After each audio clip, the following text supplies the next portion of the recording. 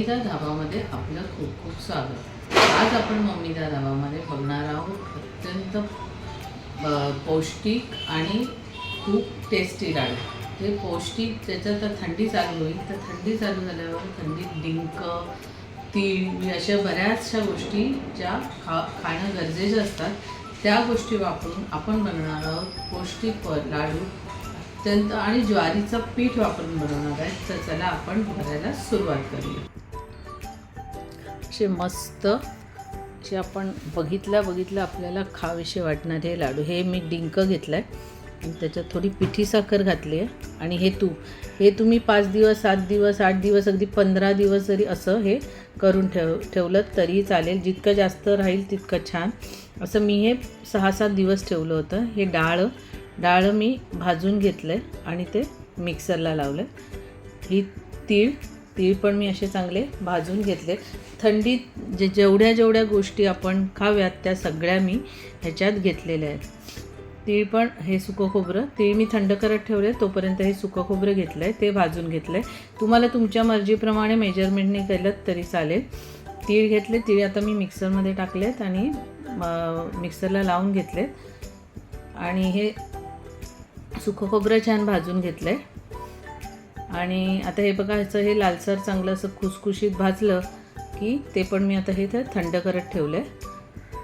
आता हे थंड केल्यानंतर आपण मिक्सरला लावणार आहोत। हे बघा, हे सुकं खोबरं पण मी मिक्सरला लावलं आहे। तर हे सगळं एक एक आपण जसं भाजत जाऊ तसं मी मिक्सरला लावून एकत्र केलेलं आहे। हे ज्वारीचं पीठ मी जवळजवळ 3 कप घेतलं आहे आणि हे सुक्कं असं छान भाजून घेतलं आहे। हे छान ज्वारीचं पीठ आपण भाजायचं आहे। आता हे ज्वारीचं पीठ आपण त्याच्यात टाकलं आहे। आता हे जे तीळ आहे, जे डिंक आहे, तो मी या मिक्सरच्या भांड्यात वाटून घेणार आहे।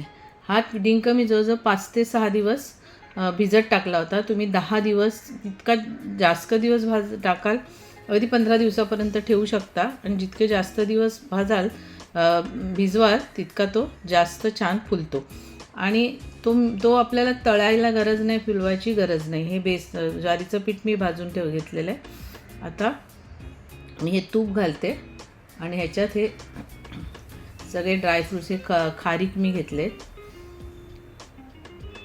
हे काजू घेतलेत, माझ्याकडे मी काजू तुकडा होता, मी तो तुकडा वापरलेला आहे, बदाम टाकलेत आणि हे सगळं मिक्सरला मी लावून घेतलेलं आहे।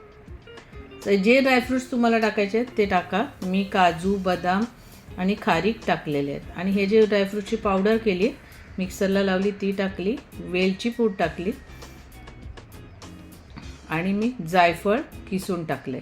जायफळ नक्की टाका कारण आपण ह्याच्यात गूळ टाकणार आहोत आणि ही मी गुळाची पावडर घेतली आहे आणि ती टाकली ह्याच्यात आणि हे चांगलं मिक्स करून घ्यायचं आहे।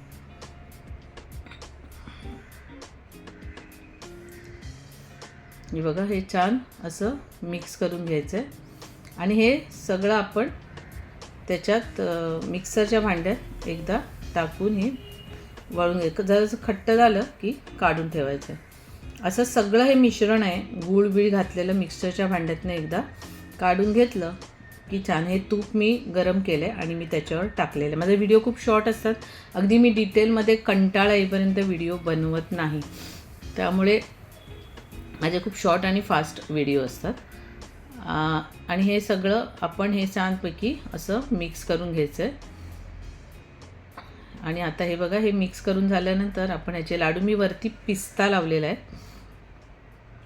तो जरा छान दिसतो, चवीलाही चांगला, पिस्ता तब्येतीलाही चांगला, या दृष्टीकोन। तुम्हाला डिंक भिजवायचा नसेल, तुम्हाला पटकन करायचं असेल तर डिंक तुम्ही तळून घेऊ शकता, पण हा जो भिजलेला डिंक आहे त्याच्याने चव अजून छान लागते लाडवाची।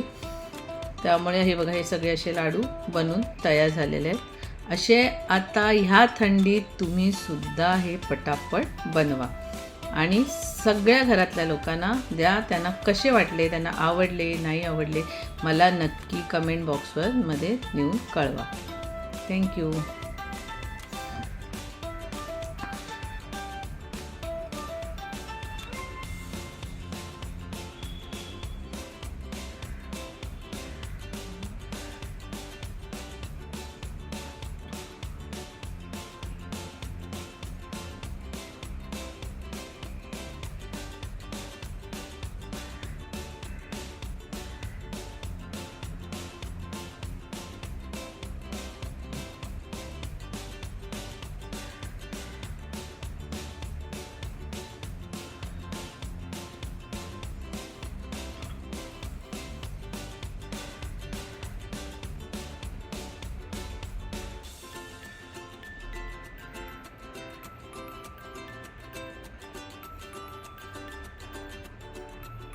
आपल्याला हे लाडू चांगलेच वाटले असणार, छान वाटले असणार. तर आपण हे नक्की नक्की करून बघा आणि आवडले तर मला तसं कमेंट करा आणि बेल आयकॉनवर क्लिक करा आणि जास्तीत जास्त जास्तीत जास्त शेअर करा आणि सबस्क्राईब करा. थँक्यू.